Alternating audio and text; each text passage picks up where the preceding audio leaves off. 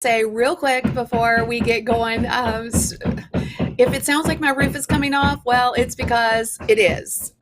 Today we are having our roof replaced, or this week actually.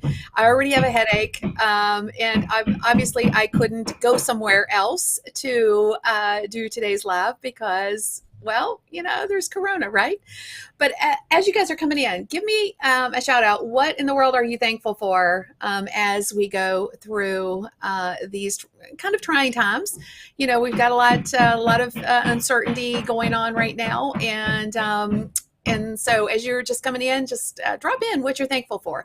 Even though I have all this loud noise in my background, I'm super thankful that I have the opportunity to go live and connect and share value.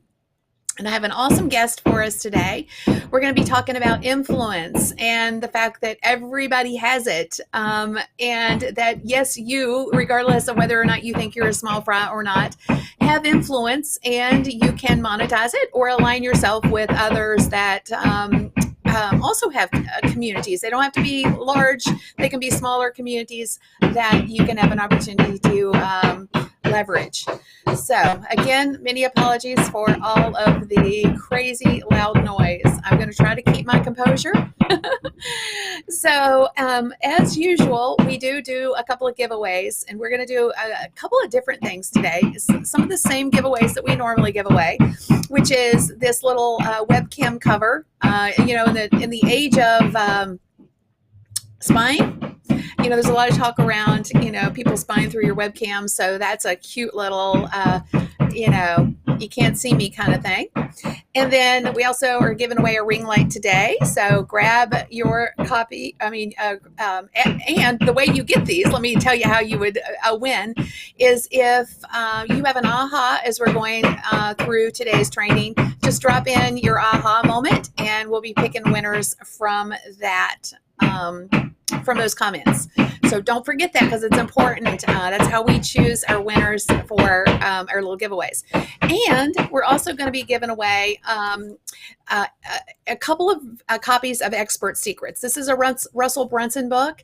Now, this is his old book. So I'm going to, say that straight up. This is an old book, but it's amazing. And it's for those of us that are, using social media to leverage our, to grow our businesses.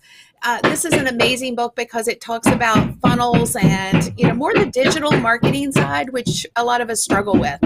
But Russel's come out with a brand new book, and they are the sponsors of today's show. It's called Traffic Secrets, and even though we're giving away this version, two copies of this today, you can actually get this book. It's in kind of pre-order right now, but if you go to kimgarst.com/traffic secrets, that is an affiliate link, so I'm just being straight up with that.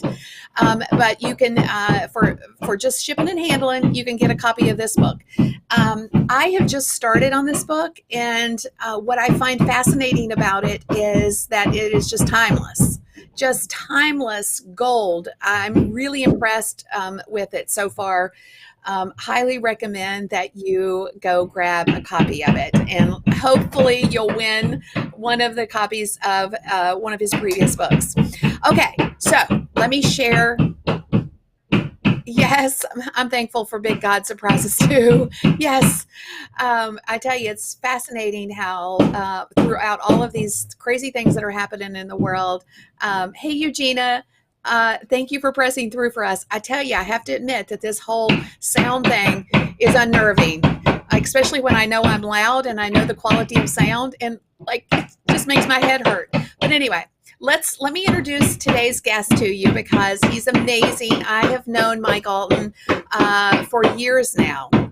Now, Mike has got many talents, but let me share some of the core of what I think he would want you to know about him. He is a content marketing practitioner. And this is a title that he invented to represent like his holistic approach to content marketing. Now, he leverages blogging, social media, email marketing, and SEO to drive traffic, generate leads, and convert those leads into sales. Hello, who doesn't want to do that, right? He is an award-winning blogger, speaker, and author, and brand evangelist at one of my favorite tools, Agora Pulse. So welcome. Give a big round of applause. I need some sound effects for my friend, Mike Allton. Hey, Mike. Glad you're here. Hey, Kim. Thank you so much for having me. I love that little graphic it still had little G+ symbols floating up. Yes. Maybe cry a little bit. You know, we have Jeff C, who does the show production, as you know, and so he pulls in all those cool little elements for us. Whew, noise. Okay, so broadly speaking, let's talk about influence. What is influence from a big, broad perspective?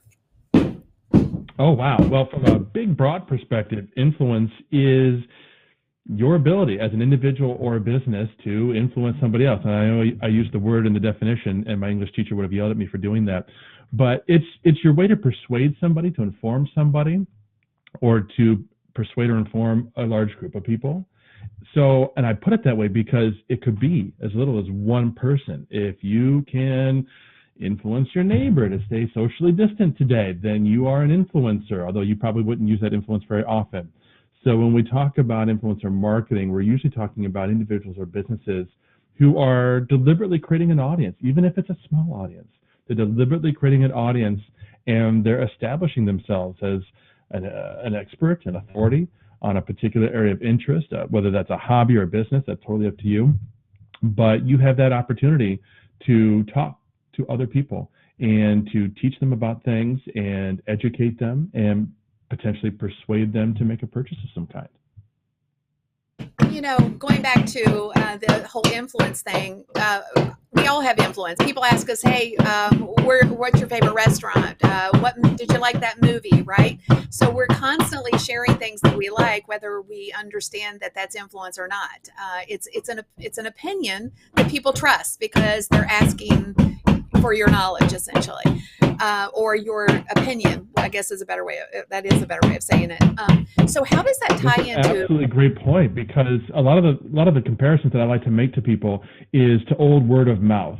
That used to be the number one driver of business, and for many of us, it still is the number one driver of business. A lot of times we'd have that on a form. If we were tracking leads or asking people how they got in there, we'd say, word of mouth, or somebody told you, or you heard from this, or whatever. That's because it was an individual that told you should talk to Kim if you want this done. You should talk to Jeff if you want that done, if you need help with this. Oh, you need a roof? You should talk to them because they wouldn't possibly bang during your live show. That's word of mouth, and influencer marketing is kind of taking word of mouth to the next level. I love that. And as it ties into influencer marketing, is affiliate marketing similar to influencer marketing, or is it a form of influencer marketing? It is definitely a form of influencer marketing. I don't usually equate them, and I appreciate the question. That's interesting. Affiliate marketing is when you, as an individual or as another business, have found a provider of some kind, whether it's a product or service, and you've formed a business relationship with that provider, and you have an affiliate link that you can then share out, or an affiliate code or something like that, that will allow your audience to make a purchase from that provider, and you get credit, whether it's just a tick of a box or an actual monetary credit like a commission of some kind, right? So I'm an Amazon affiliate. So if I go to Amazon and I find a book that I want to recommend to my audience, I can create an affiliate link, and if somebody purchases that book, I get a commission. In fact, if they click the link and purchase anything on Amazon, I get a commission, which is pretty awesome. That's a little bit different because it doesn't require that there's any actual influence. I can go sign up to be an affiliate. If I'm an individual with zero audience, zero people following me, zero influence, I could still technically become an affiliate and share out affiliate links, and nothing would happen. The influence that I could possibly generate as an individual or brand would then reinforce that affiliate marketing. So strong influencers probably make strong affiliate marketers. But again, there's no requirement there. I love that distinction, and you're exactly right, because I think lots of times people think, when you are, doing affiliate marketing, there is still that element of, people are going to trust that you're sharing something good with them, right? But there is a distinction. I Right. love that. So, as it And from the comes reverse to, perspective, there's no requirement that an influencer be an affiliate.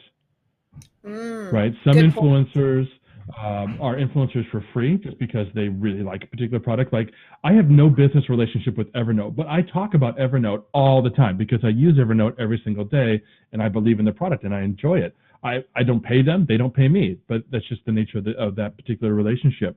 But if you want to think back to the history of influencer marketing, it goes much further back before the internet. I recently wrote a chapter in a book that's coming out in August, and I wrote about how Mark Twain was like the OG influencer. Mark Twain was hired by the Conklin Pen Company out of Toledo, and prior to that point, the only influencers had been like athletes, right? And they really hadn't done a whole lot. And when Conklin Pen Company wanted to sell more fountain pens, it didn't make a lot of sense for them to hire Babe Ruth because other than signing his contract, he probably isn't known for signing much of anything. But they thought, oh, we could hire Mark Twain. Mark Twain has a reputation for writing. And so they paid him to endorse their Conklin fountain pens. And he penned, forgive the pun, some really fun statements about Conklin Pen Company. And they went on to name one of their models of pens after him, which you can still get today. You can get a Mark Twain Conklin pen. So there's a lot of ways that you can be an influencer without having to be an affiliate per se.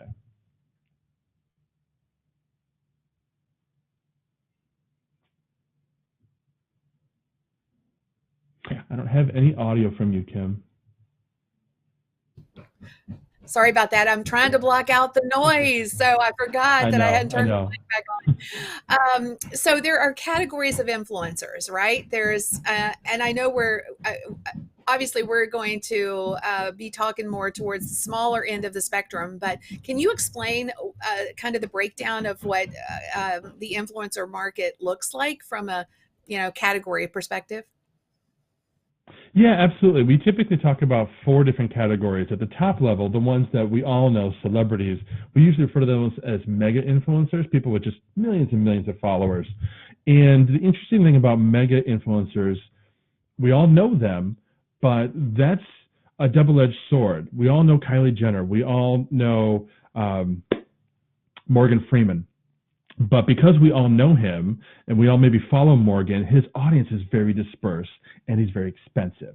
So from a brand perspective, if you're looking to hire a particular influencer, you'd have to think twice about hiring a mega influencer because you might not have the budget. And even if you did have the budget, that might not be the best fit because they're going to reach so many people. And depending on your actual product or service that you're offering and the target market you're trying to reach, you might have a lot of overlap and areas that they serve, customers that they talk to, audience that they reach that aren't necessarily appropriate. So a step down from them is the macro influencer. That's someone with like 100,000 or more followers. And here's where you start to get into people that are a little more specialized.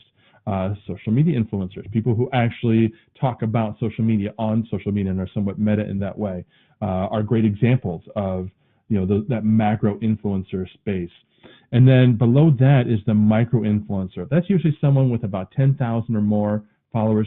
These are just guidelines. These aren't rules, right? 10,001 doesn't make you a macro influencer. But it's just to give you a sense of scale. So someone with, tens of thousands of followers, they're in that micro influencer. They're usually very, very hyper-focused on a particular topic or geography or industry, something along those lines, and they're usually pretty affordable. So as we're talking to brands who are thinking about getting into influencer marketing, that micro influencer range is probably going to be really lucrative for you. And then at the bottom level, we have nano influencers. These are people with hundreds, maybe 1,000 followers or connections. Oftentimes when we talk about nano influencers, we're talking about people in your hometown. People who might not even be on social media. Now their influence is gauged by the members that they have in their community. Maybe they are the leader of their local Lions Club, right? And they've got 300 people that are part of their organization that they are heavily influential in. These two can be extremely powerful allies for the right business if you're trying to reach that target audience, which again is usually hyper-local. But of course, the challenge there is twofold. Number one, their influence usually is personal, right? Face to face, one to one, emails, that sort of thing. Probably not so much on the social side. So crafting campaigns ends up being a little more complicated. And the second complication is they don't know that they're an influencer most of the time, right? If you were to go talk to my father-in-law, Chuck, who's a retired dentist in Norwalk, he would not tell you he was an influencer. He would push back on that label. But in fact, if you were to talk to the people in his church and the people in some of the organizations that he's involved in, they would say, yeah, if Chuck told me to do that, I'd listen to him. He's an influencer, which means he doesn't have experience being an influencer. So when you're trying to work with somebody like that, you're going to have to put some kid gloves on and be a little more proactive in guiding them and talking to them and convincing them, hey, this is a good thing. We want to partner up and we want to go alongside you and work with you to reach this audience. I love that explanation because I've actually only had 3 categories. So I'm like, man, he's got 4. We got to realign our categories, if you will. So what are some of the benefits of working with, say, a micro or a nano influencer, going down to that, minute community size instead of working with the bigger folks? Obviously financial is one of them, but are there other benefits? Yeah, I love this question because it speaks to the real core of influencer marketing, which is that as a brand, you're walking alongside an influencer because you know their audience will take them at their word, right? If I go back to my audience, the people that are following me on social media or following my blog, and I tell them something, they're more inclined to believe what I have to say because they know me and I've developed that trust and authority over the years. Whereas if you as a business just puts an ad in front of them, it's the only other way you're going to be able to reach that particular audience. They know it's an ad. They know you're a brand. And if they've never heard of you before, there's no level of know, like, and trust there at all. But what I love about this question is you eliminated the mega influencer when you asked me micro or macro, which I love because it's almost true about the mega influencer. As a society, we're so accustomed to seeing mega influencers in commercials and in ads and that sort of thing. We almost don't trust them. It may not be conscious, it's more at the subconscious level, but if, Morgan Freeman were to do a commercial for toilet paper right now, I don't know why I picked toilet paper. I do, but I don't. Would we believe him? I don't know. Maybe, maybe not. I mean, we have no insight into his toilet paper usage right now.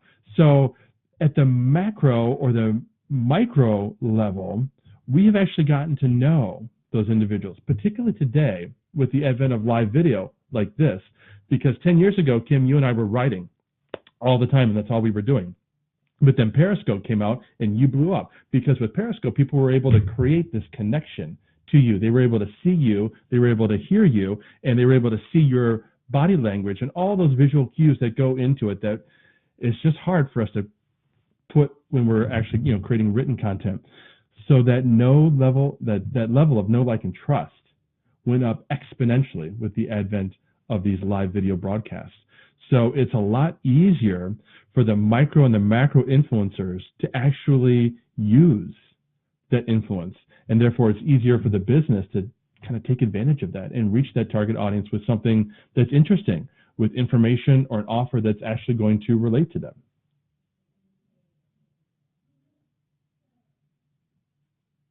Oh, you're muted. Go again. I hit the button. I swear I did. Can you give some examples of how we could work with micro or nano influencers? I mean, what does that look like? What types of campaigns are driven by things like this? Because I think a lot of times people don't have vision into what's possible. Absolutely. And the easy example is the wrong example. The easy example is find a micro or macro influencer in your niche and pay them to tweet about your brand or business. And that seems easy. That almost seems, as a consumer, what's happening. But if that's where you start as a brand, it's not going to work, because a single tweet's not going to do anything. And you don't have the kind of long-term exposure that you're going to want from a brand. It takes multiple touches. Even if an influencer is talking about your brand, it's still going to take multiple touches for the consumers to really understand who you are, to see you at the right time that they actually need to use your services. So I always start with relationships. I start with making sure that I'm personally connected with the influencers that I want to work with and working on how I can help them before we ever talk about how they can help me. So when I'm doing this at Agorapulse, I'm giving free access to Agorapulse. I'm lending resources. I'm helping to amplify what they're doing and promoting what they're doing on our social channels. Long before we ever talk about campaigns or any kind of official relationship. And every business can do this. Every single individual can do this. You can take a few minutes to identify who the influencers are in your target space and reach out to them. You can connect with them on social. You can begin to follow them. You can follow what they post on their social channel of choice and comment and engage with it and be an actual human being and try to form a relationship with them in a very natural way. This has to go in a progression that makes sense, that isn't forced, that isn't rushed, like any other relationship in life. It just has to happen, which means as a business, if you're trying to form influencer marketing, a program, if you will, for your own business, you're going to want to cast a wider net at first.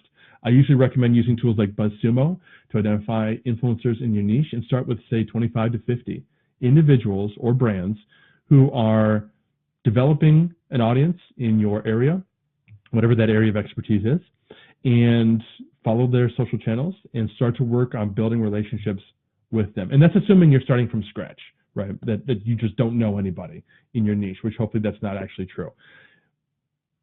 You start with 25 to 50 because they're not all going to work out. They're not all going to proceed at the same pace.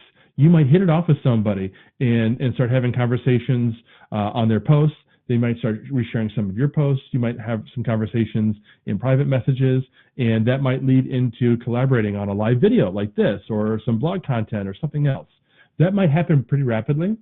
Other people might not be paying as much attention to their social profiles. They might not have the same interest in forming relationships, or they're just busy. A lot of us are busy right now. So start with 25 or 50 and put them in a spreadsheet and start noting which ones are responsive to your engagement on their posts and see what can happen. Be open to the possibilities and potential. And as I said at the outset, try to be of a servant mindset going into it, right? What can you do to help them? Particularly if you're a service-oriented business, what can you give them, often for free, that will let them get to know you? And I know, frankly, as a SaaS, as a software as a service tool, it's a little bit easier for me. It's quite honestly easy for me to give free access to Agorapulse. That doesn't cost me anything. I'm not having to do tax returns for somebody or something along those lines. So I get that not every business is going to be quite so well equipped to do that. But if you can think of something that you can give, maybe you can create a digital product like a checklist or something like that, that you can gift them, that would help them learn more about you, learn more about your expertise. That's going to go a long way towards creating a really profitable relationship. Because I probably get, no joke, 10, 15, 20 emails sometimes a day with people who do outreach like, hey, it's all about me. Hey, can you tweet this? Can you, can you do this for me? Can you, blah, blah, blah. It's just a combination of approaches, but it's all about what's in it for them, instead of leading with, how can I help you? Because I don't know these people. Like, I don't have a relationship with them. It's not that I don't want to help, but I much prefer, and I would suggest that everybody that has influence would all the way down to the nano influencer would much appreciate the relationships based approach versus, hey, hand out, what can you do for me? So I love that you really keyed in on that, because in my opinion, it is all relationship based. And you guys at Agorapulse have done such a great job with that, in my opinion.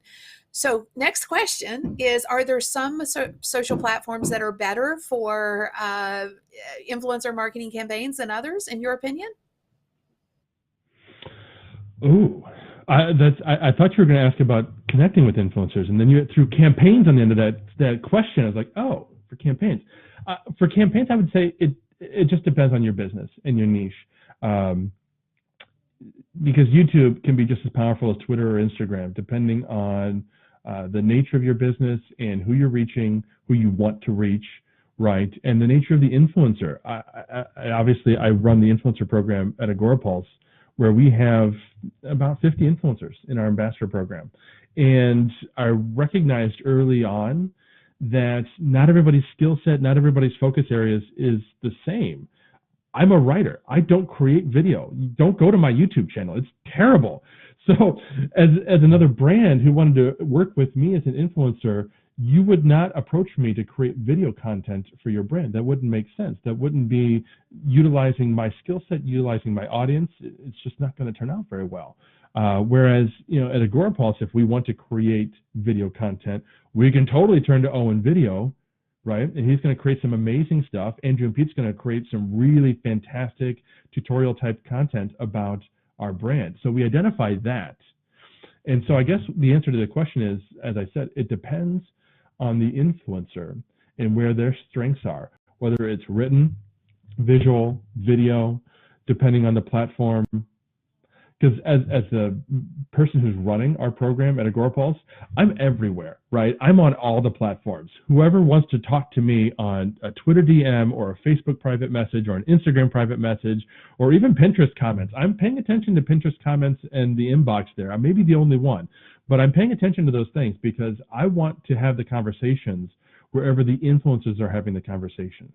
Because wherever they're having those conversations, that's where they're building audience. That's obviously their preferred platform, their preferred medium, their preferred approach to creating content and reaching other people. And I would suggest it also has to do with where their communities are most active, right? I mean, if they're, like you mentioned Owen Video, for obviously he's got a great community on YouTube because that's his playground, if you will.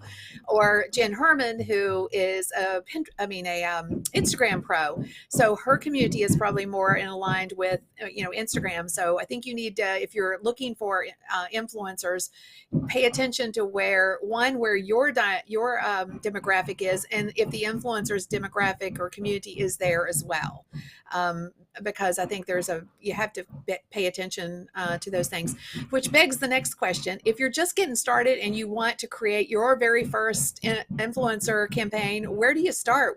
You mentioned a tool, but where would you start if you're just wanting to get going with this? Absolutely. So the first place to start with a campaign is to identify the goal. That's got to be the first thing you do. The first thing can't be, we want them to tweet out. Well, what are you going to accomplish? What do you hope to accomplish? What are you going to measure if they just tweet you out? So what is your goal? And the goals for influencer marketing could be revenue, could be website traffic, could just be brand awareness, which is going to be hard to measure, of course, but that doesn't mean it's a bad goal. We can work on ways to measure brand awareness. But whatever that goal is, start there and then work your way back. Okay, what would we like them to do in order to accomplish that goal? So an example that I get approached with personally all the time is because I've got 2 blogs. I get approached, like you were saying, I get pitched to publish guest posts on other people's behalf. And again, they're pitches, they're cold, they don't know me. So this doesn't work. So I'm not inviting anybody listening to pitch me on a guest blog post. But their goal is to get a backlink. And I know that because I'm in the industry. Their goal is to get a backlink from thesocialmediahat.com to whatever it is that they're working on, whether it's their own site or their client's site. So they're pitching me on a guest post, and they're hoping that I will publish the guest post and include the link back to them. That's their goal. They've identified now the goal and the target. Now, had they been working on the relationship up front, their pitch wouldn't have been cold, right?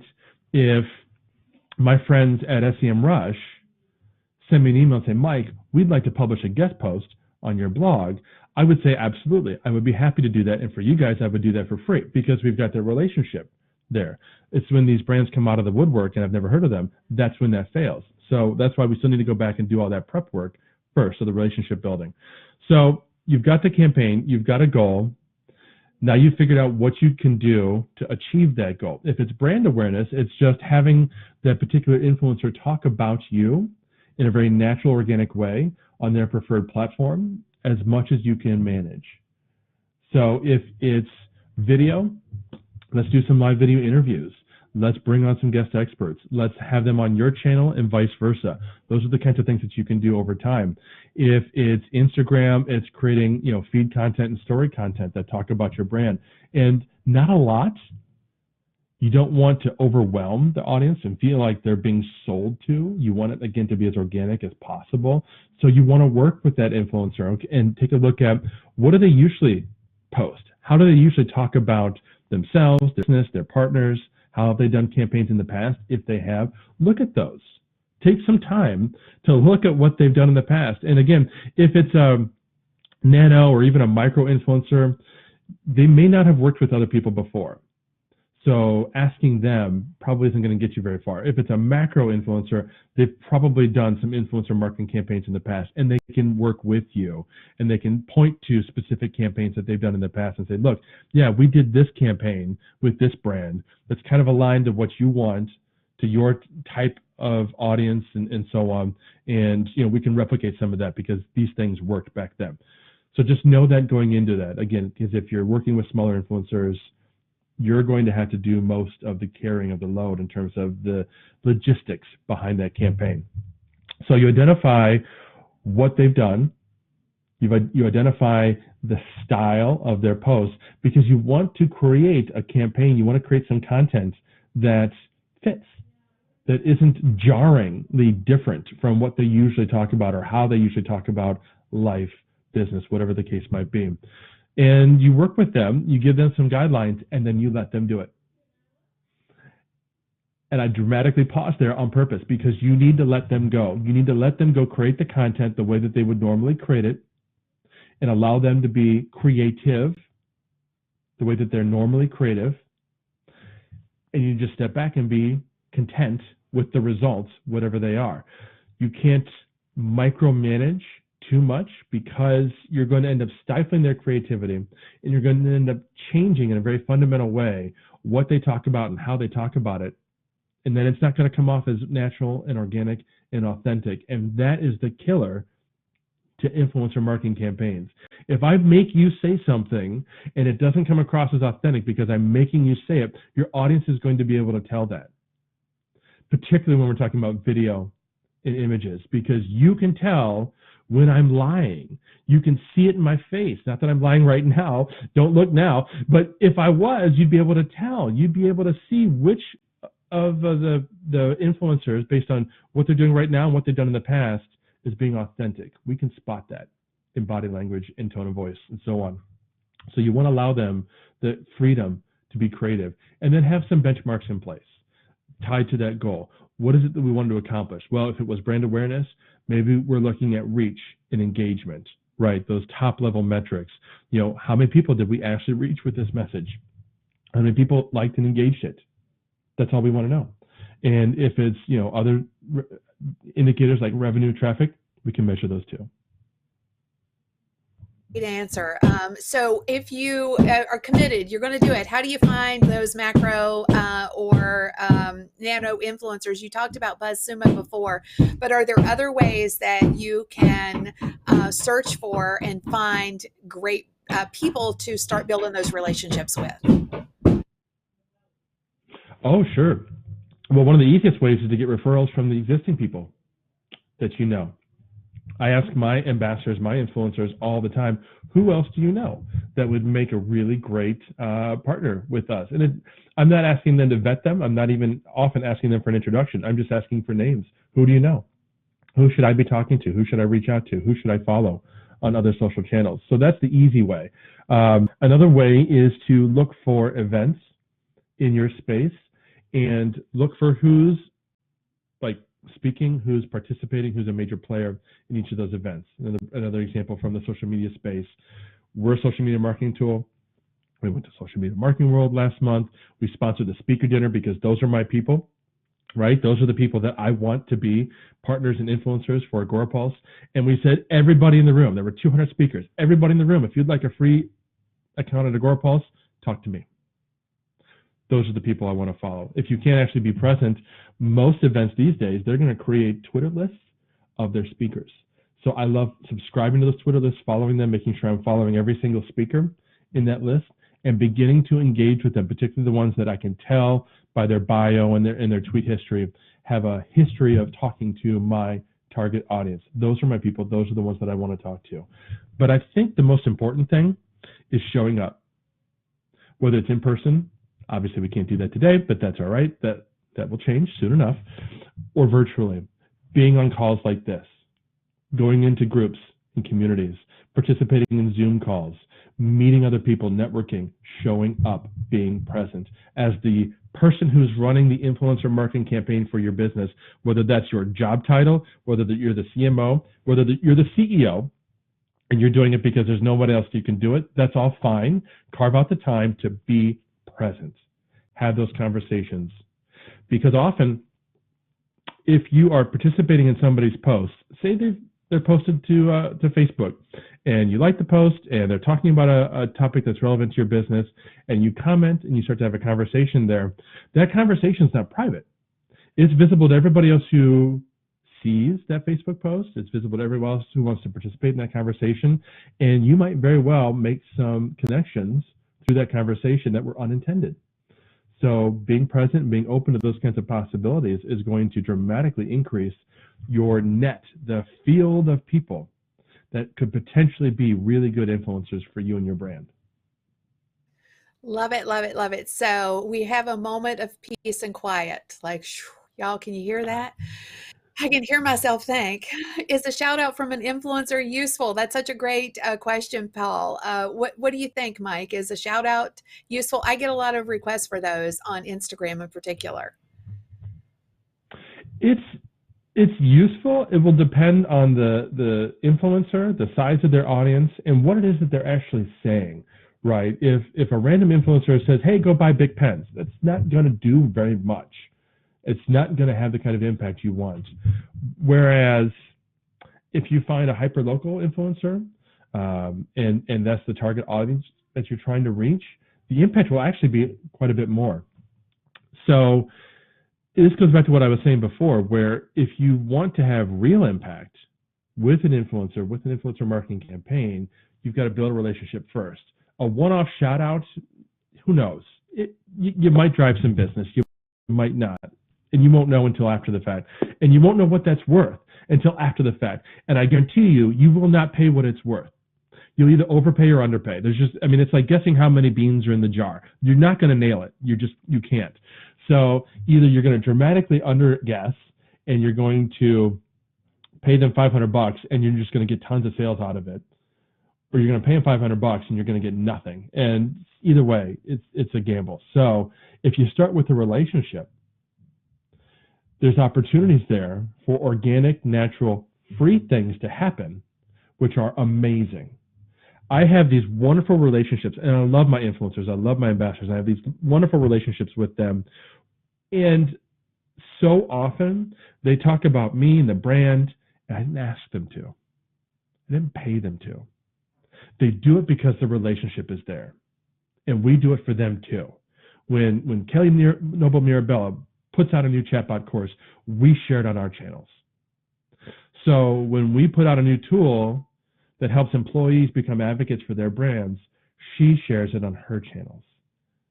It's wonderful. That's what I want for you as a brand. I want you to form relationships with other individuals, be that human to human. Even though we can't have a physical conversation and touch right now, we can still be human to human relationships, and we can still help each other in so many magical ways.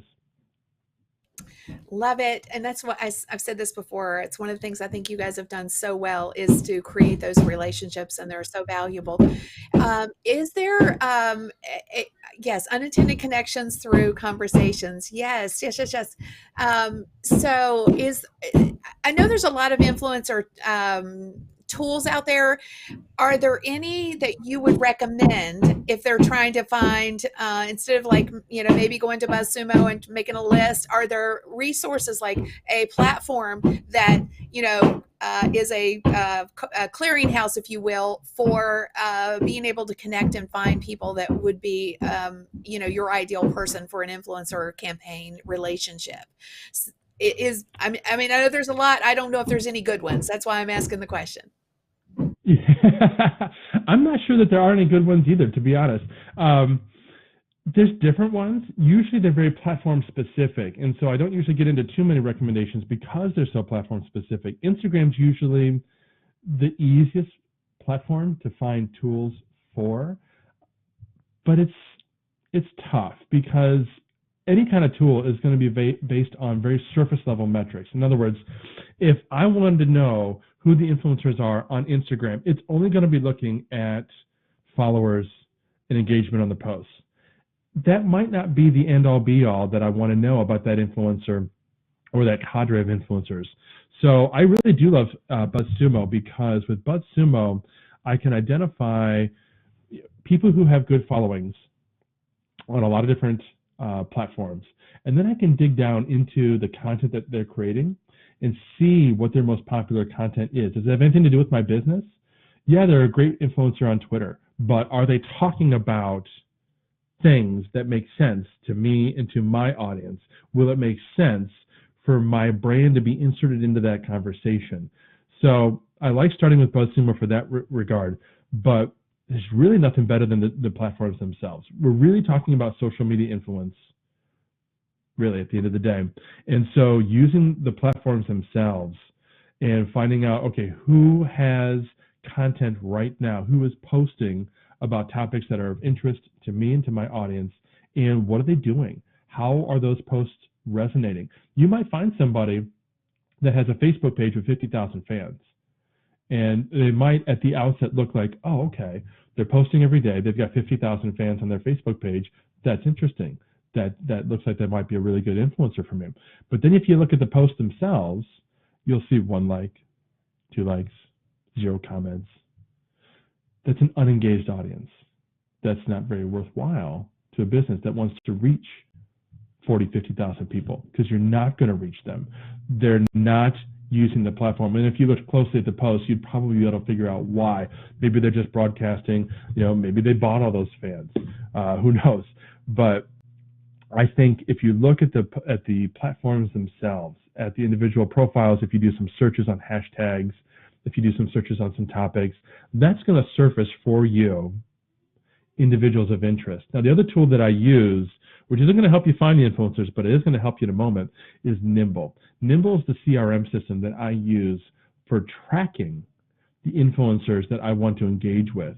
And it's super awesome, particularly for Twitter, because if you find somebody on Twitter, you can have Nimble's Chrome extension open, and on the side of your web browser, it's going to be over here for those of you who are looking at it, you're going to be able to pull in that influencer's information into Nimble, and Nimble will do a search, and it'll scour the web for all their other information, their website, their address, anything it can possibly find that's public information, and pull it into a profile. Now you've got a really, really nice snapshot of who this individual is, where they're busy on all their other social platforms, how to get in touch with them. And if you do the actual engagement through Nimble, all of it's tracked in one place, right? So you can see the messages, the back and forths. You can make notes in there. You can, one of the things that I did with Nimble, I customized it because it's kind of based on a sales funnel. And I actually got rid of all those labels and I created ones of my own because I wanted to track the people that I just kind of gotten in touch with and identified as potential influencers. And then I wanted to track who I'd reached out to and who had actually accepted some of my initial offers, and then what stages did we take it from there. So I created my own little funnel, my own labels, if you will, inside of Nimble, and I'm able to attach those to individuals that I reach out to. And I can then go back in at any time I want to and see, of the people that I reached out to and nothing really happened, how long has it been since I talked to them, right? You almost become a salesperson at that point, and you think very analytically about what it is that you're doing. When was the last time I reached out to those individuals? Of the people that I'm working with right now, what have they done for me, and what have I done for them, more importantly? How long has it been since I reached out to them to help them, to share some of their material, to support whatever it is that they're working on, whatever is important to them right now? And in fact, today, of all days, today is a really great day to reach out to the people that you know and ask them, what is your priority right now? Jay Kunzo talked about this on Twitter, and I loved it. Instead of asking somebody, how can I help you? Ask them, what is their priority right now? Because if they're talking to you about a workshop or training or groceries, whatever it is, whatever is their priority right now, That will get your brain thinking about how you can help them. And if you can reach out and help them in this particular moment, they're going to remember you weeks, months down the line when you've got a campaign, when you're putting your product on Product Hunt, right? And you're trying to generate buzz about your new tool. They will remember you and they will line up to help you. So what is the best way to get people to say, yes, I want to work with you? I mean, have you found any like magic formulas for that? Yeah, I have actually, and I don't know that I want to share them. I do have magic formula. So here's an easy one. Here's an easy one. As a business, who let's suppose for the moment that you've started to identify some influencers and you are actually working with them. Okay, whether you're creating campaigns or you're just building relationships, whatever the case might be. One of the things that I did was I created some swag. So if you don't have swag for your business, that's t-shirts, hats, mugs, those kinds of things. And I created some swag for the Agora Pulse business. And I set aside one particular piece of swag that was exclusive to the influencers that I'm working with. Now, in my case, I'm talking about a black hoodie. It's called a varsity hoodie. So it's got an orange liner inside the hoodie, and it's got some orange trim. It's really sharp. It's gorgeous. It's comfortable. It's soft. I know Kim and Jeff, both of you guys have the black hoodie, right? That's exclusive to my ambassadors. And it's the perfect piece of swag because it's so comfortable. People love it. They put it on, they take pictures of themselves, and they post it to social media. So other people in the social media space see them with that black hoodie and they think, oh yeah, I'd like an Agora Pulse black hoodie. How do I get an Agora Pulse black hoodie? And I've had people over the past 2 years message me wanting to know, how do I get an Agora Pulse black hoodie? You won't find it at our booths. I don't ship it out to anybody else. I'll send you t-shirts. I send hats. I send mugs. I send other kinds of swag. That black hoodie is exclusive.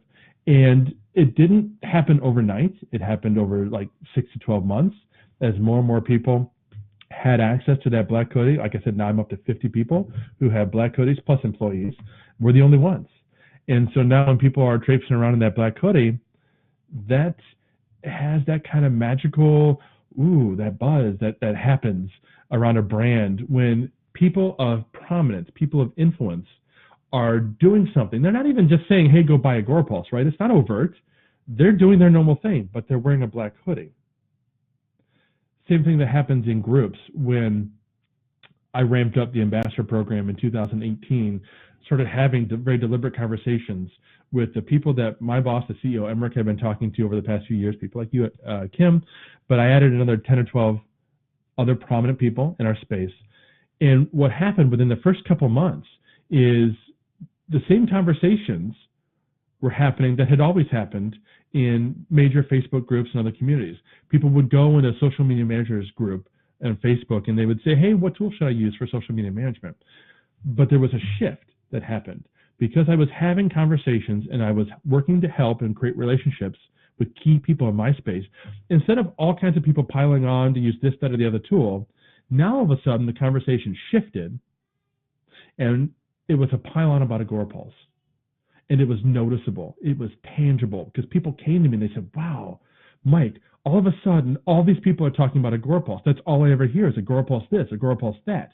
And of course, it's very deliberate on my part. I didn't specifically ask them to reply to these threads with Agora Pulse. That came naturally as a part of the relationship and as a part of the conversations that we were having. So fast forward to today, 2020, we make an announcement at the Speaker Center, Social Media Marketing World. Hey, everybody in the room, if you're not already using Agora Pulse, we'd like to gift you an account. Now I've got major keynote speakers approaching me and say, hey, Mike, I'm finally ready to make the change because, obviously everybody's talking about Agora Pulse. Obviously your guys is a great tool. What do we do next? That's what's happening now. People are coming to me and asking me, Mike, how do I work with you? And a result of a lot of hard work, right? I mean, it didn't happen. And I also believe there's an air of reciprocity too. You guys have a real amazing way of giving back to us as influencers. And then we're so, because of that, I think that we're so committed outside of any financial obligation. It's very much relationship based. And, you know, Mike's talked a lot about the relationships. I really want to key in on that because I think that is the number one difference maker.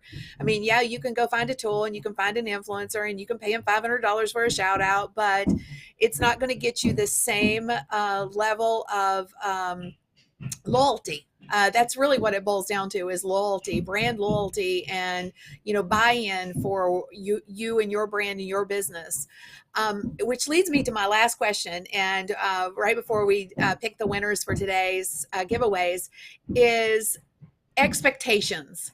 I think lots of times people will align themselves with influencers and they'll have, oh my gosh, my business is going to blow up if I pay somebody $500 for a shout out, right?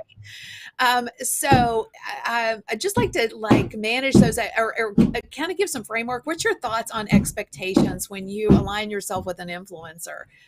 Primarily those micro or nano influencers. Yeah, that's a great question because you're absolutely right. The expectations have to be tempered. And this is another one of the challenges if we're specifically dealing with nano and micro influencers because they don't have that experience in influencer marketing most of the time. They're not going to be able to give you any indication of how campaigns have run in the past because there haven't been any past campaigns. Whereas if you're dealing with a macro or a mega influencer, they've done influencer marketing campaigns. They've got case studies. They've got metrics they can share with you. Yes, we did these things with this brand in the past. Like I've done that, right? I've created blog content and social media content for HubSpot and others, and I can point back to the results of those campaigns.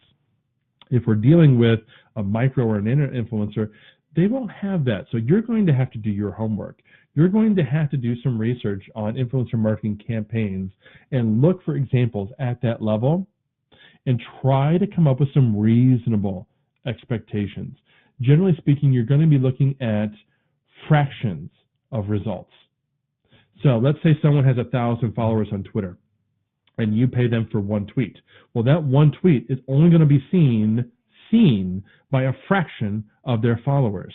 And of that fraction of followers that see the tweet, only another smaller fraction are actually going to engage with the tweet by liking, retweeting, or replying to it. And then an even smaller fraction is going to click through if there's a link to your page. And then an even smaller fraction is going to do something next once they've clicked through.